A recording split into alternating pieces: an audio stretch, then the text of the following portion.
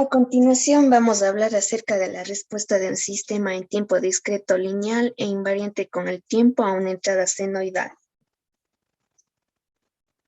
Teniendo la ecuación sistema estable en tiempo discreto lineal e invariante con el tiempo que se muestra en la figura, se puede observar lo que es la entrada del sistema G de Z antes del muestreo, la cual es U de T es igual a C de WT. Con esto se pretende demostrar que se puede obtener la respuesta en frecuencia de G de Z, sustituyendo Z es igual a exponencial de JWT en G de Z.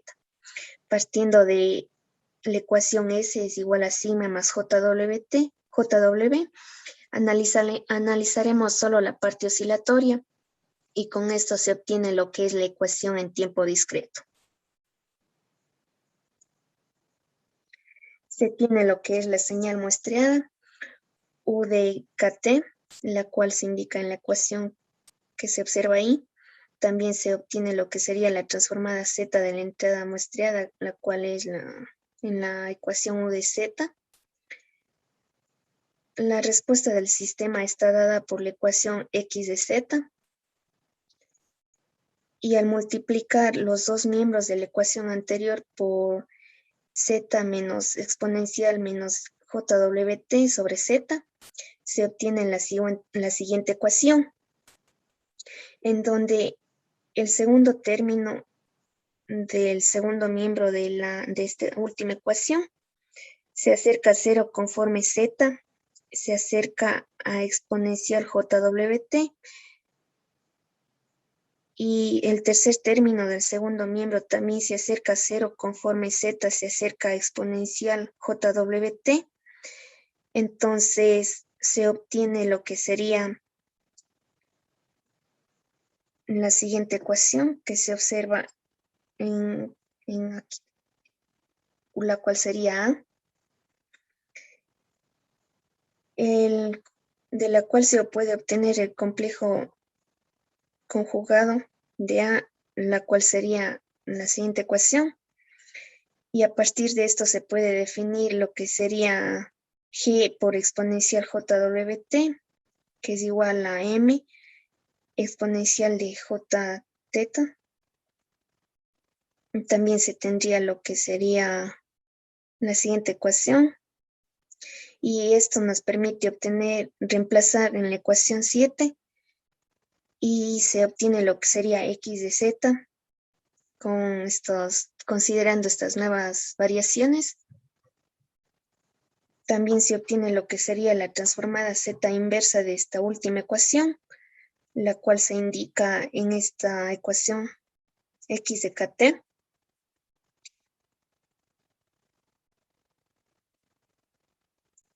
El último término del segundo miembro de la última ecuación que se indica representa la respuesta transitoria, dado que el sistema G de Z se ha puesto estable, todos los términos de la respuesta transitoria desaparecerán en estado permanente, por lo cual se obtiene la siguiente ecuación en estado permanente.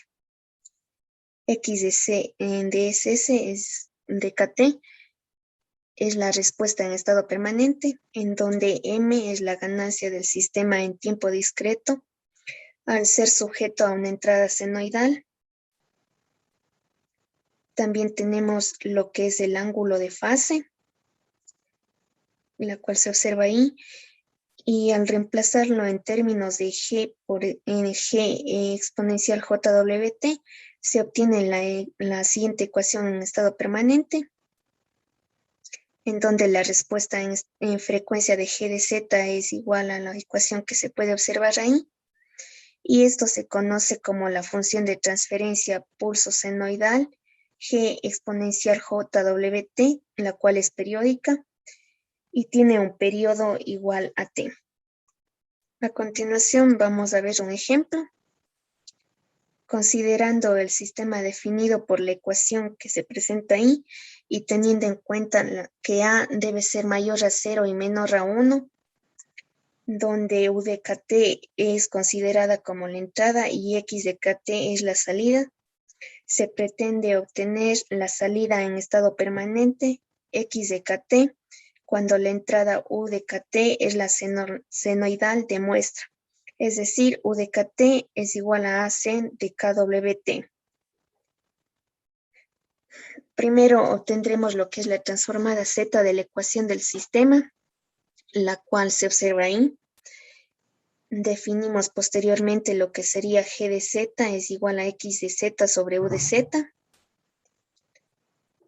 Posteriormente sustituimos Z por exponencial JWT en G de Z y se obtiene lo que sería la función de transferencia pulso senoidal G exponencial de JWT, en donde se puede observar la amplitud de G exponencial JWT, la cual es la ecuación que se indica ahí de amplitud, y también se puede observar el ángulo de fase de G exponencial JWT, el cual se indica en la siguiente ecuación. Bueno, a continuación les voy a presentar la transformación bilineal y el plano W. Algunas consideraciones que debemos tomar en cuenta al aplicar este método va a ser que vamos a tener que hacer modificaciones al método del plano Z, ya que está dado de la forma como se puede observar en la ecuación. Entonces nosotros no vamos a tener que tomar en cuenta los métodos de aplicación directa de los métodos de respuesta en frecuencia. Y dado que la transformada Z transforma las franjas primarias y complementarias en el semiplano izquierdo del plano S al círculo unitario del plano Z, entonces los métodos convencionales de respuesta en frecuencia para la totalidad del semiplano izquierdo no se van a aplicar al plano Z. Entonces, para nosotros poder hacer la transformada al plano W, nosotros vamos a tener que transformar la función de transferencia pulso en el plano Z, en la que corresponda al plano W. Esta transformada es la denominada transformada bilineal y va a quedar definida de la siguiente manera. Z va a ser igual a 1 más el periodo sobre 2 que multiplica W sobre 1 menos el periodo sobre 2 que multiplica W. Donde T va a ser el periodo de muestreo que estemos usando en el sistema de control. Y de esta ecuación nosotros podemos ponerla en función de W para sacar la relación inversa. Entonces tendríamos que W va a ser igual a 2 sobre el periodo que multiplica Z menos 1 sobre Z más 1. Aquí podemos observar que mediante la transformada Z y la transformada bilineal, la franja primaria del semiplano izquierdo, que es este de aquí, de S, va a ser primero transformada al interior del círculo unitario del plano Z y posteriormente va a ser transformada la totalidad del semiplano izquierdo del plano W. Aquí también vamos a poder observar que el punto cero del plano Z va a corresponder al punto menos 2 sobre el periodo en el plano W. Y podemos observar además que en el plano S los valores S va a variar desde 0 hasta J que multiplica omega S sobre 2. En el plano Z van a variar los valores de Z desde menos 1 hasta 1. Y en el plano W van a variar los valores desde 0 a infinito. A pesar de que el semiplano izquierdo del plano W corresponda al semiplano izquierdo del plano S, y además que el eje imaginario del plano W también va a corresponder al eje imaginario del plano S, van a existir algunas diferencias entre estos dos planos. Y la principal sería que el comportamiento del plano S sobre el plano de frecuencia va a estar representado desde menos un medio WS, menor o igual que W, menor o igual que WS, y en cambio el intervalo que va a trabajar. Mi nombre es Kevin Sichiki y a continuación les voy a presentar el tema del diagrama de Bode. El diagrama de Bode es muy usado en los sistemas de control de tiempo continuo, esto debido a sus características de simplicidad y rapidez para dibujar. Para esto se recomienda que la función de transferencia esté factorizada. Como podemos ver en este ejemplo de la función de transferencia de h de jb, está completamente factorizada tanto en el numerador como en el denominador. Las respuestas de frecuencia se aplican en funciones de transferencia en el plano W. Para obtener la función de transferencia en el plano W, esta se obtiene a partir de la transformación bilineal. El diagrama de Bode consiste en dos trazas por separado. La traza de la magnitud logarítmica de G de JB y la traza del ángulo de fase de GJB, ambas en función del logaritmo de B. Para la traza de magnitud logarítmica, esta se basa en la factorización de, en este caso, H, en la función de transferencia de HJB. La función de transferencia debe estar factorizada. Esto para simplificar el cálculo de la magnitud, que al tener factorizada la función de transferencia, se puede sumar cada término individualmente de la función de transferencia para obtener la magnitud. Aquí ya son aplicables las técnicas de las trazas asintóticas, por lo que se puede dibujar con rapidez el diagrama de Bode. Y así también, mediante el uso del diagrama de Bode, ya se podría diseñar un compensador digital o un controlador digital. Es importante mencionar que en los diagramas de Bode puede existir una diferencia en las magnitudes en alta frecuencia para GJW y GJB, es decir, en el plano S y en el plano W. La asíntota de la magnitud en alta frecuencia para GJB puede ser una línea constante a ciertos decibeles en altas frecuencias, mientras que para GDS va a ser igual a 0 cuando W tienda al infinito. Para eso tenemos un ejemplo, en el cual se tiene una función de transferencia en el plano W, la cual va a ser igual a 9.241 por 1 menos 0.05 W, sobre W más 9.241. Para esto calculamos la magnitud en alta frecuencia, la cual B va a tender el infinito. Calculando la función de transferencia, obtenemos que, calculando la B en infinito, la función de transferencia, obtenemos que es 0.4621 la respuesta de su magnitud. Mientras que la magnitud en alta frecuencia de la planta, cuando W tiende al infinito, va a ser igual a 0.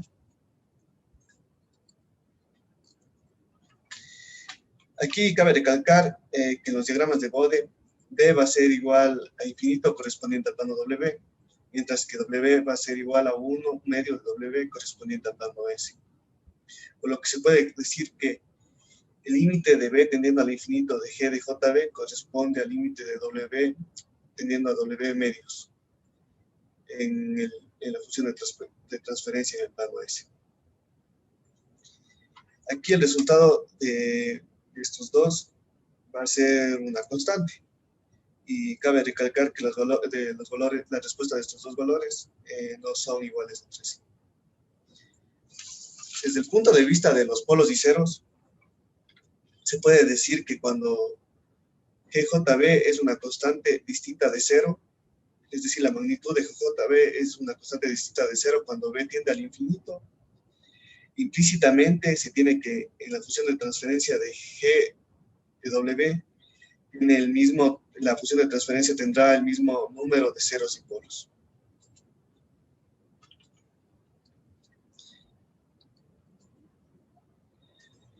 Por lo general, en GW presenta tener uno o más ceros en el semiplano derecho del plano W. Como podemos ver en la imagen, al realizar la transformación bilineal, la función de transferencia GW presenta, en este caso, presenta dos ceros en el semiplano derecho. Y como sabemos, la presencia de un cero en el semiplano derecho del plano W significa que la función GW va a ser una función de transferencia de fase mínima. Al tener presente esto, se debe tener cuidado al dibujar la curva de ángulo de fase en el diagrama de Bode.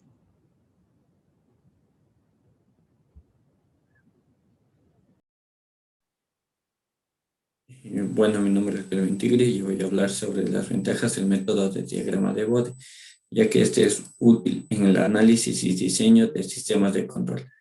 Como primera ventaja tenemos que La asíntota de baja frecuencia, siempre y cuando sea de la curva de magnitud, nos va a indicar una de sus constantes de error estática, ya sea Kp, Kv o Ka.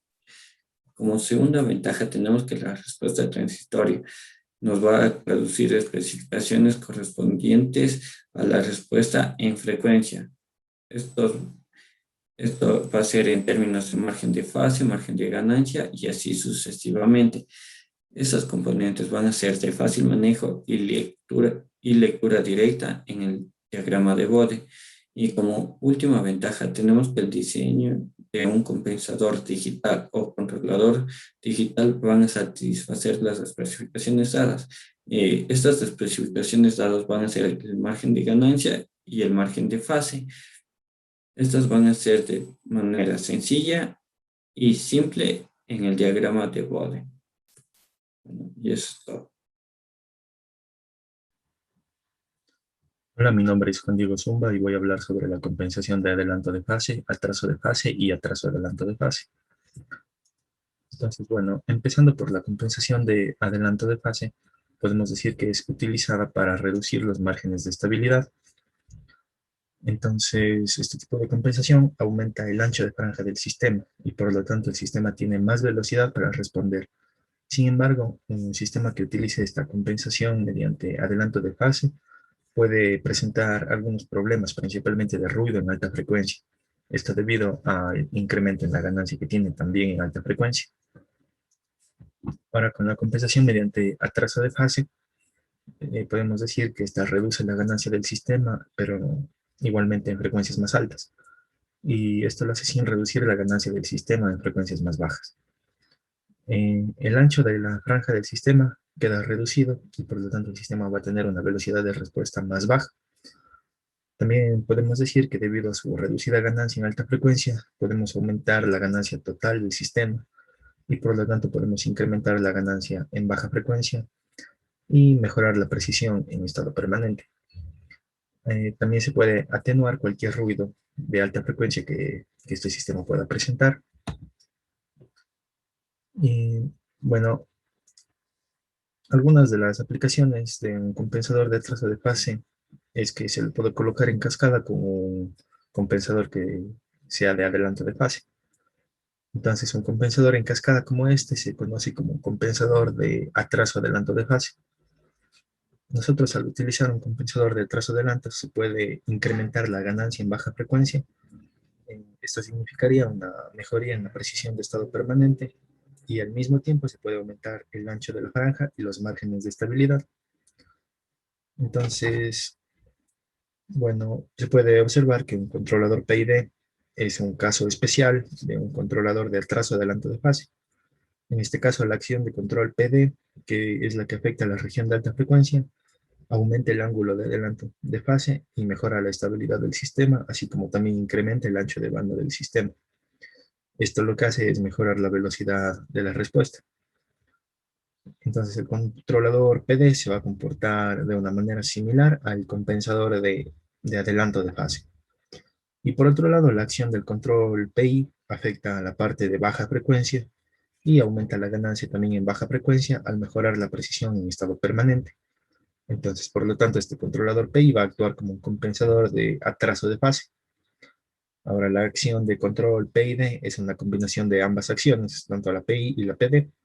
Las técnicas de diseño para los controladores PID básicamente siguen los correspondientes a los compensadores de atraso-adelanto de fase. En los sistemas de control industrial, sin embargo, cada acción PID en el controlador puede ser ajustado de una forma experimental. El siguiente punto que vamos a exponer es la observación sobre el problema de cuantización de los coeficientes.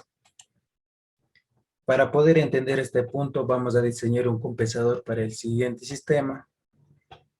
Podemos observar que tenemos una función de transferencia de lazo abierto.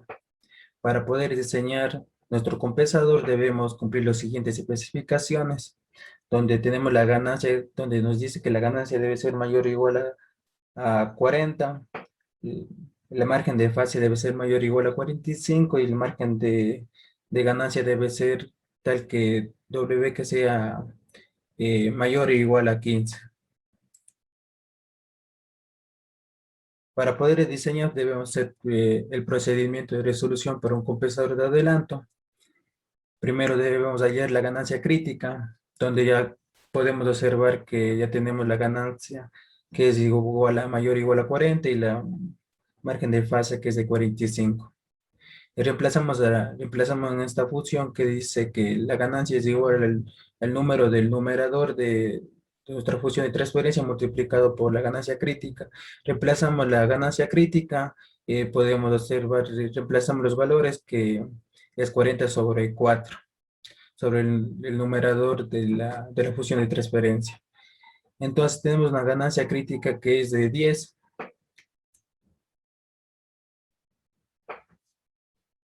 Utilizando malado tenemos la respuesta de frecuencia y los márgenes de magnitud y fase. Podemos observar aquí tenemos la nueva función de transferencia con la nueva ganancia que es de 40. Entonces con la ayuda de MATLAB podemos observar que tenemos el margen de ganancias de 2.28 decibeles. Margen de fase tenemos de 2.91 grados. Con la ayuda de MATLAB obtenemos lo siguiente: margen de fase de 2.91, margen de ganancia de 2.28. Teniendo estos valores, realizamos la compensación por adelanto, donde nos dice que el adelanto de fase es igual a margen de fase requerido menos margen de fase inicial más variancia de desfase. Reemplazando los valores tenemos un adelanto de fase de 54.09. Calculamos el alfa con estos valores, entonces reemplazando con los valores de este adelanto de fase, tenemos un alfa de 0.105. El siguiente punto que debemos hacer es calcular la frecuencia en el punto de alfa. 10 logaritmo de alfa es igual a menos 9.788.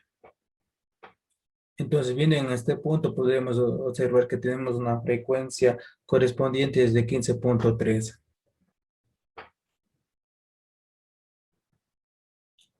Los siguientes valores que calculamos, diseñamos ahorita el compensador. Para obtener el cero del compensador utilizamos esta fórmula donde omega m es igual a 1 sobre t multiplicado por la raíz de alfa. Ya tenemos omega m y también tenemos alfa. Entonces despejamos t. Reemplazando los valores de omega m y alfa, tenemos que t es igual a 0.2017. El polo del compensador se obtiene también de 1 sobre omega t. Reemplazamos omega y t, entonces tenemos que es igual a 47.2177. También debemos encontrar omega t para poder diseñar el compensador. Entonces es igual a 0.020955. El compensador quedaría de la siguiente forma. Aquí tenemos la ecuación, que es la ganancia crítica por TC más 1, y alfa multiplicado por TC más 1.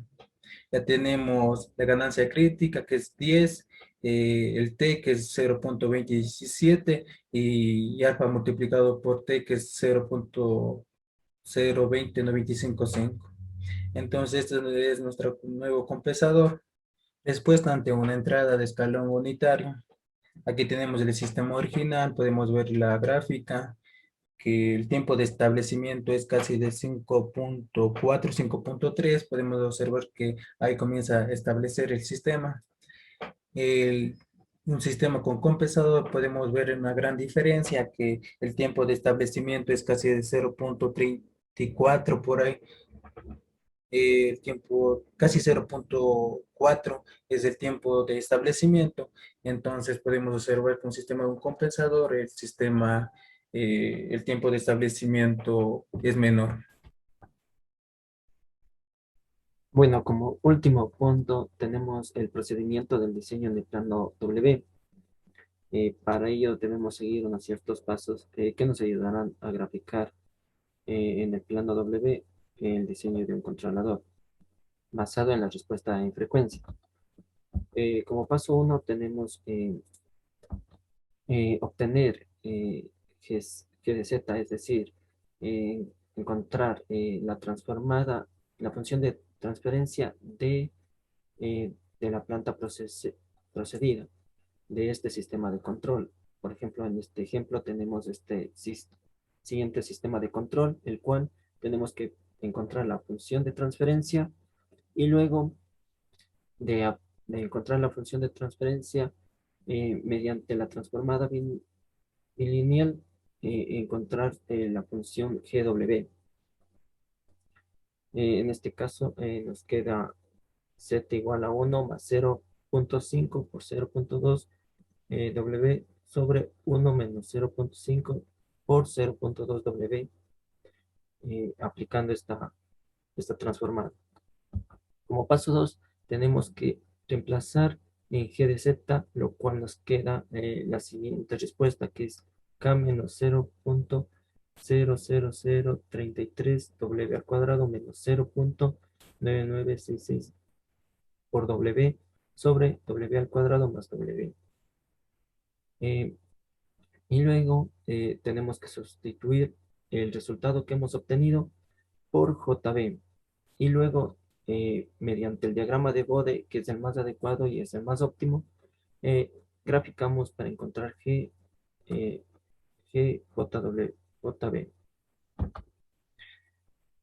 Como tercer paso, al graficar en el diagrama de Bode, tanto en magnitud y fase, y las constantes de errores en estado estable, el margen de ganancia y el margen de fase, obtenemos el siguiente resultado. En este caso, como vemos en la imagen, el margen de ganancia es de 14 decibelios y el margen de fase de 31.3, en este caso grados. Luego de haber graficado esto, también se puede graficar los polos y ceros en el plano W. Como cuarto paso, lo que nos dice es, suponiendo que la ganancia es baja, frecuencia de la función de transferencia del controlador digital es la unidad. Por lo tanto, se debe determinar la ganancia del sistema para satisfacer las especificaciones de diseño de estado estable. Y empleando las técnicas convencionales del diseño para el sistema en tiempo continuo, también determinamos los polos y ceros de la función de transferencia del controlador, recordando que GW es una función descrita por el coeficiente de dos polinomios en W. De este modo, la función de transferencia del sistema de malla abierta está dado por GW, GCW, que es del controlador, por GW. Como paso 5, luego de haber seguido el anterior paso, tenemos que transformar la función de transferencia del controlador GJW en GZ, otra vez, mediante la transformación bilineal por la ecuación que nos muestra, que es W, que es igual a JB, es igual a 2 por Z la menos 1 sobre T, Z más 1, T que es un parámetro que nos dan en el ejemplo, o nos deberían dar, o deberíamos tener. Y por lo tanto, encontramos el resultado que es el pulso de transferencia del controlador. Luego, bueno, esto sería todo. Muchas gracias.